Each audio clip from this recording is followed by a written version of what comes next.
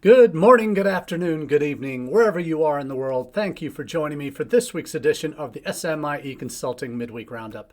I'm your host, Marty Bennett, and today on the Roundup for Wednesday, January 10th, 2024, we're going to be answering three questions we've been hearing from international educators over the past 7 days. And as we do each week, we take the questions that we ask from our newsletter that comes out every Monday.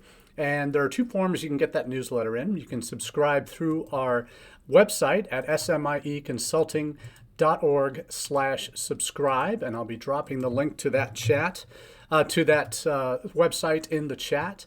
And if you prefer to get your email news or your international ed news via email, there is a link on that site where you can submit your information and subscribe to the email version of that newsletter. I'll drop the link to this most recent edition from Monday in the chat as well. That newsletter comes out in email version at 9 a.m. Eastern every Monday. That's not a holiday. And the other version is in LinkedIn. If you prefer your international ed news that way, you can get your LinkedIn version, which now has, between the two versions, over 1,600 subscribers. Very excited to have crossed that 1,600 threshold, and happy to be providing this kind of content to international educators around the world every Monday. And the themes of the newsletter are centered around two main areas: social media and international education. That's the name of the company, SMIE, Social Media and International Education Consulting. And what we do is in the newsletter present our quick takes, our hot takes on key news stories in social media, international education, and often where those overlap, and provide those to you in our kind of bite-sized social media chunks that you can get in the newsletter and then throughout the week on our social media platforms, each individual story. And then what we do is we take a look at the newsletter each week and we pick some themes we see running through those news stories and focus on those here on the Roundup, our International Education live chat every Wednesday at 1 p.m. Eastern Time, to go a little bit more in depth and to kind of share how these news stories can and do impact, and should, in a lot of cases, impact what we do in international education in the United States in particular. Though we do have folks who listen in regularly, either live for the live chats on Wednesdays at 1 across our social channels, or on repeat on any of them, or listening to the audio-only podcast. And thanks everybody for downloading that and subscribing to that feed as well. So the first question of the day is, are international students really a top CBP priority right now? And when I say should they be, it's really should they be a top CBP priority in terms of enforcement and nitpicking and going next level on students who have legitimately been awarded visas at a U.S. consulate or embassy overseas, gone through myriads of security checks, now get to the border and all of a sudden get into secondary, are turned around, had previously been allowed entry into the United States for their studies and then being refused entry and sent home. Those are troubling stories anytime we hear them. We heard them during the time after 9/11. We heard them after Trump introduced his travel bans in 2017, in January 2017, the day after his inauguration. So we wonder, when we hear these stories, and it usually happens in the fall and right before classes begin at a lot of college campuses, and it always happens in the spring and January to a lesser extent, but we've been hearing some stories lately, particularly related to Chinese students being targeted at the border. And there's a couple of different articles I'll be posting here for you. First is from China Daily, which is the Chinese Communist Party mouthpiece for news related to anything China in the world. And that obviously takes a very damning view of the U.S.'s attitude towards Chinese students, and like anything, it gets blown completely out of proportion when it comes to coverage and the disgrace that it brings on China, that a country as powerful as the U.S. would turn away these students and all of that. So the real issues here with this article, and we've seen this a couple different times where the China Review News says it's reported that recently, when entering the U.S. border, several Chinese students suffering from lengthy interrogations and their cell phones, computers, and other electronic devices were inspected. Some of them saw their visas revoked and were given 5-year bans for entering the United States. And so this is an interview with Wang Wenbin, one of the Chinese Communist Party leaders, and I think maybe the foreign minister now. I'm not sure.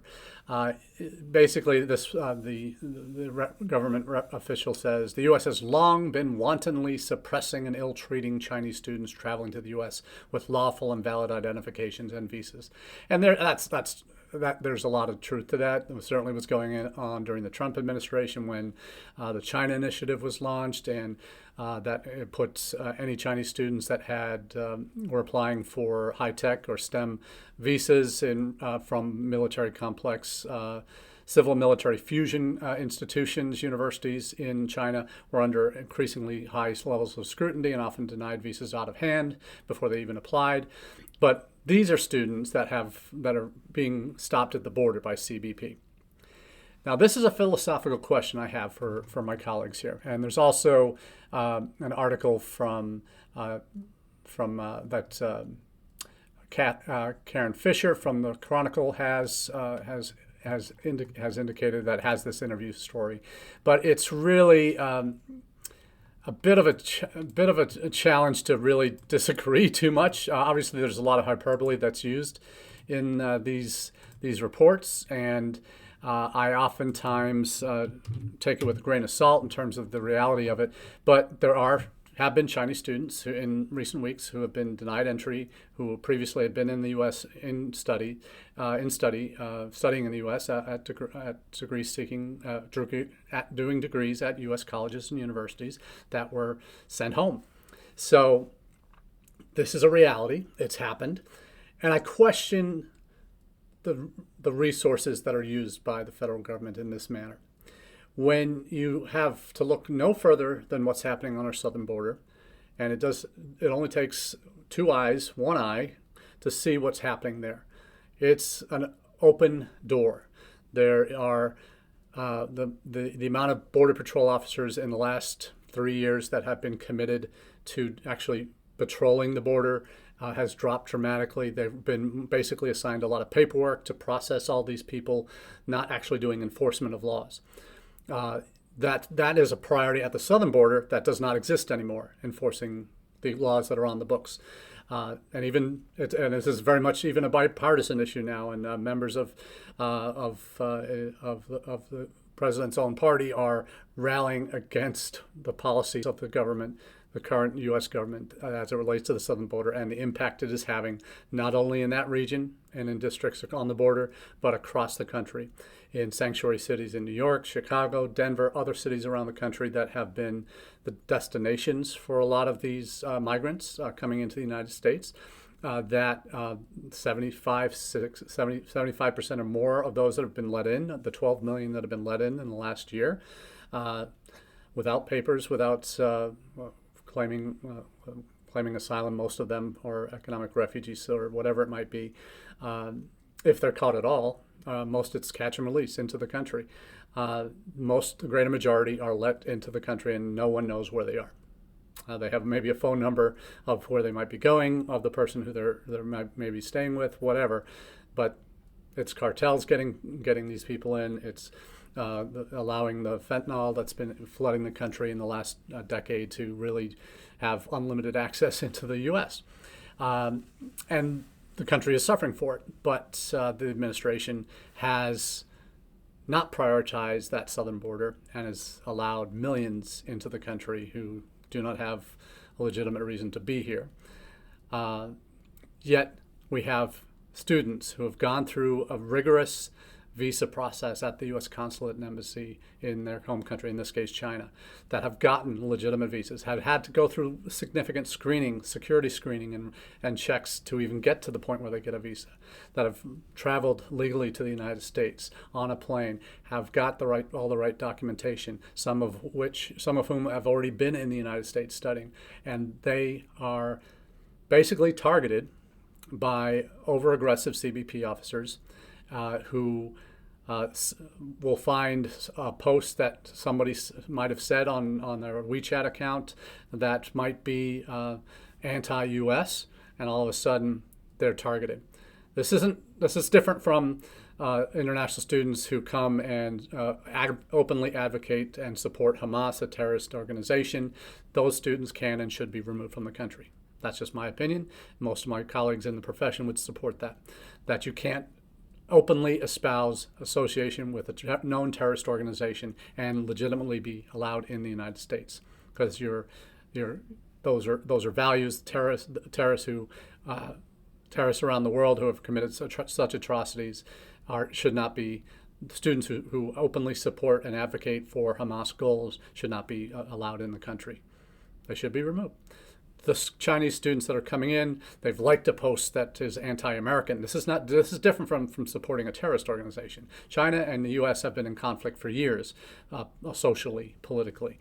This is not news, and espousing those views are not something we should prevent from allowing into our country. This is not liking a post is not grounds for dismissal. There's a lot of over eagerness on the part of certain CBP officers when it comes to screening of international students. They all say that we don't want to let the next 9/11 terrorist into the country. Well, we know that there have been terrorists on the watch list that have been let into the country, terrorist watch list across the southern border, because it's an open door now.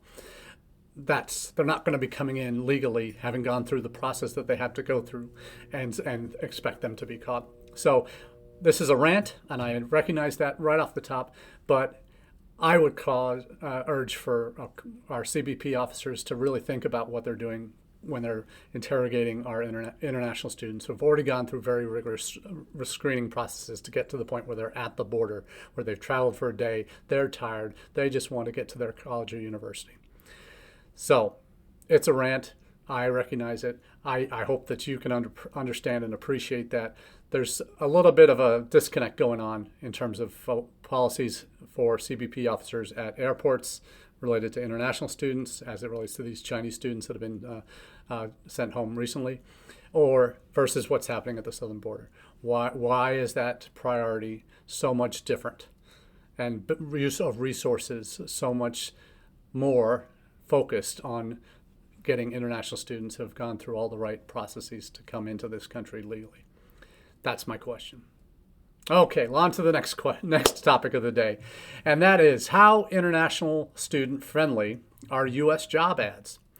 Now, we talk about on our campuses, because we actually have control over these things, we talk about the fact that in the United States there are many more opportunities for international students in terms of the universities that they can attend, to the job opportunities, the kinds of careers that they can pursue once they're done with their degrees, that they have, particularly in the STEM fields, 3 years of work permission per degree level, bachelor's, master's, and doctoral level, that they can do in the United States and get that work permission. So a student who comes and finishes a bachelor's degree and goes all the way through to PhD could work legally in student status for up to 9 years if they're a STEM student. That's incredible. But the challenge is, and this is something that we have little direct control over on our campuses, because we're not the ones, unless we're hiring students as professors if they've done the doctorate, or as employees if they have particular talents that we could use. We can use the H-1B exemption that universities and educational institutions have to hire as many as they want. But the challenge is, for the greater majority of international students who want to work in the United States, they have a very challenging time finding jobs, sorting through all the jobs that are available. And there are hundreds and thousands of jobs available, they have a hard time sorting through them all because there's aren't many of them that explicitly say they are open to hiring international students. And this is something that I proposed when I first did my first visit to UNLV. This is almost 3 years ago now, 3 years ago this coming May, where we had a group of our colleagues in different service offices around campus and had a conversation with the career services person and had asked a couple questions to find out where they are with their current services that are specific to international students. And at the time, they didn't have anything. And I asked them, well, you have job fairs on campus, 3 or 4 job fairs a year, right? Oh, yeah, multiple job fairs. And you have literally hundreds of employers that are coming to campus every year to interview our students and potentially hire them, right? Oh, yeah, absolutely. So we have a subset of our students. We have first-gen students that we cater to. We have military vets that we cater to. We have various minority campus student groups on campus. We're a Hispanic serving institution and an Anapizi institution. So we have student groups that we do things for and provide services for because they are at a disadvantage. First-gen students, minority students, whatever it is, so that they have special needs that we can help them get what they need. International students are no different. They have a different set of needs as well, and they need to know, and they have a very different set of needs because there are legal hurdles that they have to face that no other student group does on campus, other than maybe perhaps the undocumented dreamers. And that would be working for companies that actually can and will hire them.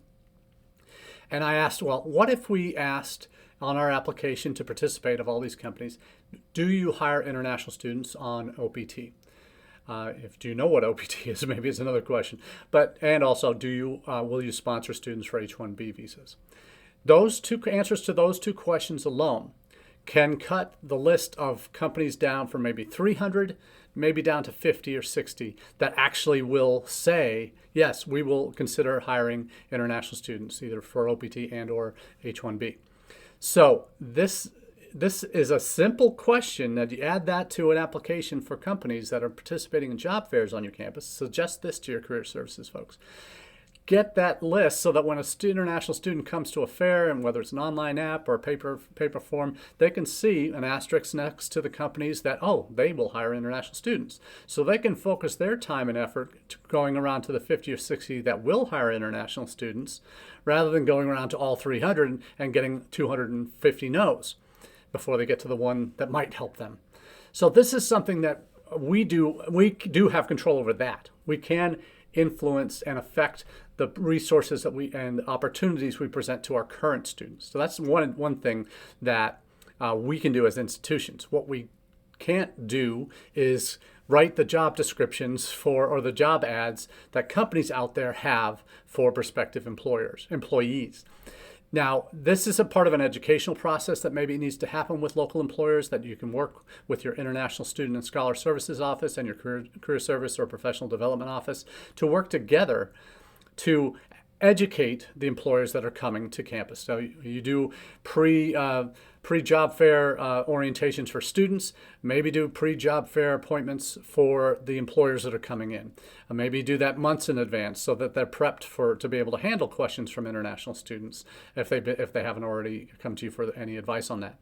So these are steps that you can take to control what goes on outside of your campus environment in terms of for employment opportunities for students in your areas. So I would the reason for this question really comes out of an article that was in the Pi News this past week that focuses on a headline: only 1.6% of U.S. job openings have international talent-friendly wording. And this is an important distinction here. For those who are familiar with the student agency, educational agency, HOLREN, they have developed a kind of a post-study work version, a company connected to it called F1 Hire.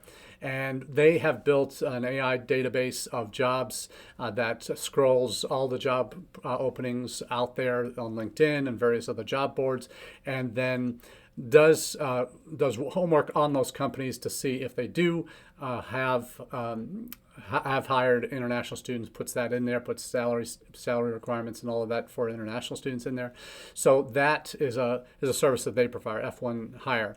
I've known Andrew Chen for a few years now, and this is a new company they've launched in the last year, and this article is kind of a promo for them. But the point isn't necessarily what's in the article, but is that with only 1.6% of U.S. job openings ads have wording that would be attractive to international students, and he has a couple things in the article that he suggests what those are and can and should be.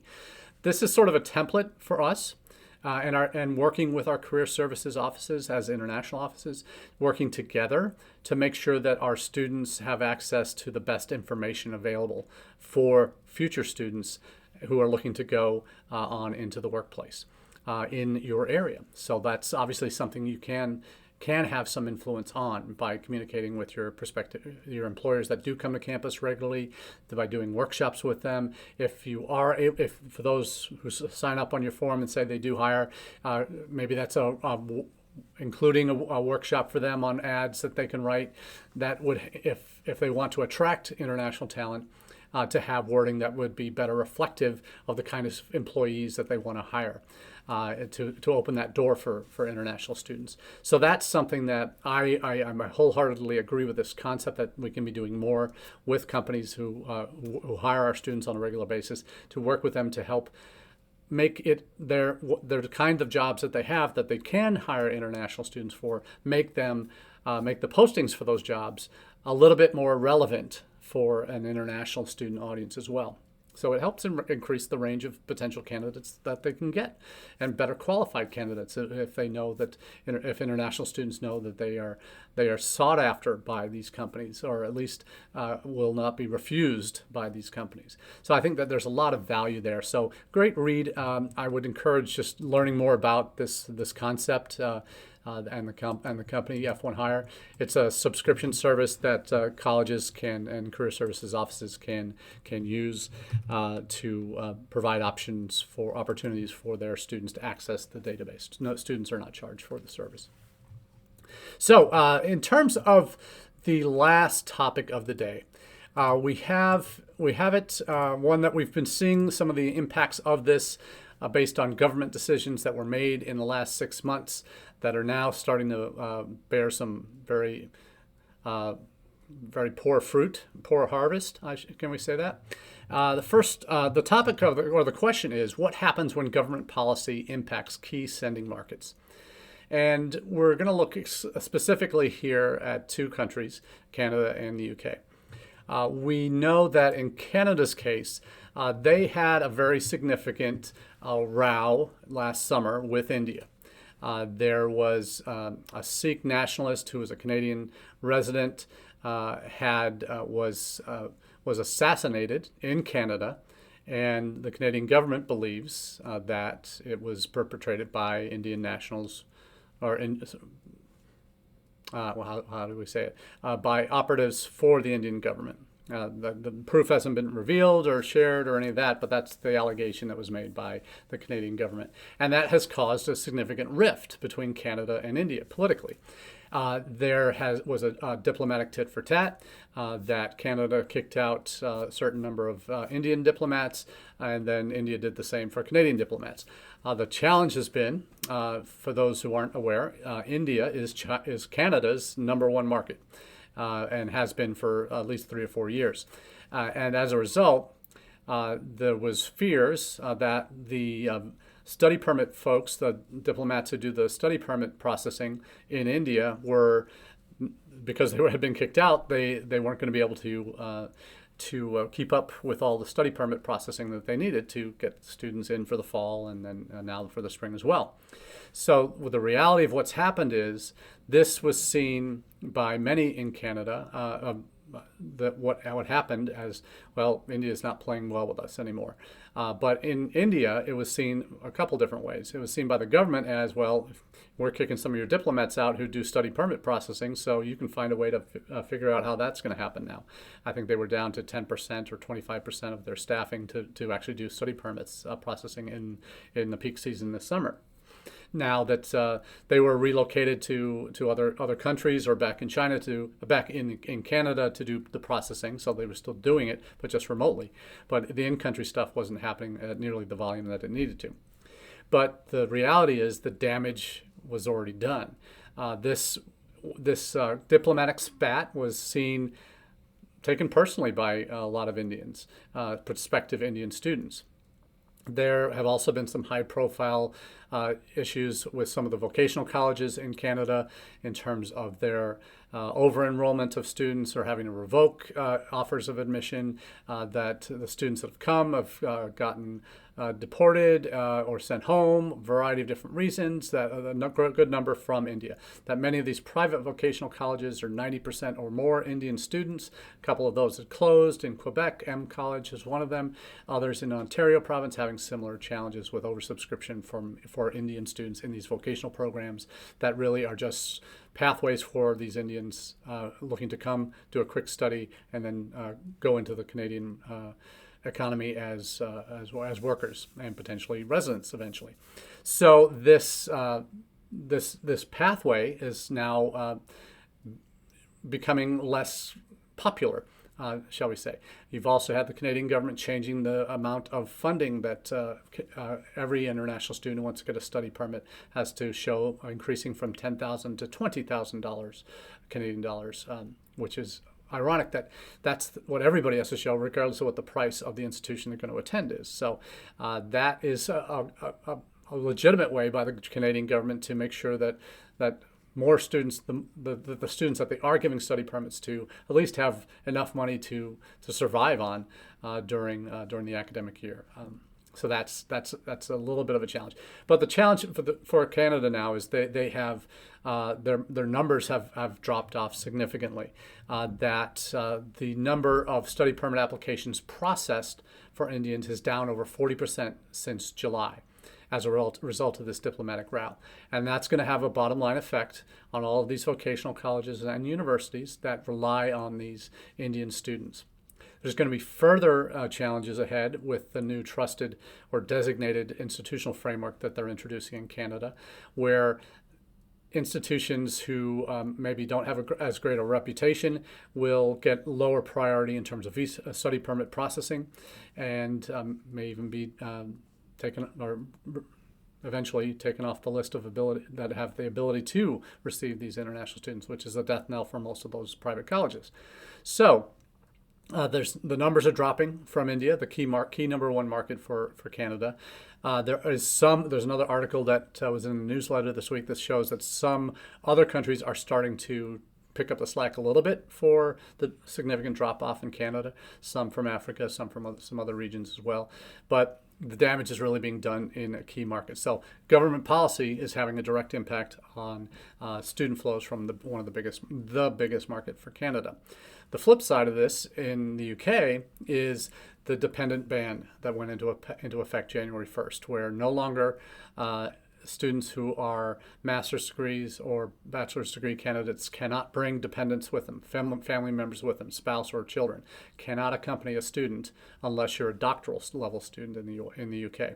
So the two countries that were the biggest receivers of those dependent visas in the last 5 years in the UK were from Nigeria and India. So India is going to be taking a little bit of a hit, but Nigeria especially. The numbers from UK for student visas from Nigeria to the UK for this year-on-year numbers from January or December to last December to this December were down 76% for student visa issuance in Nigeria going to the UK.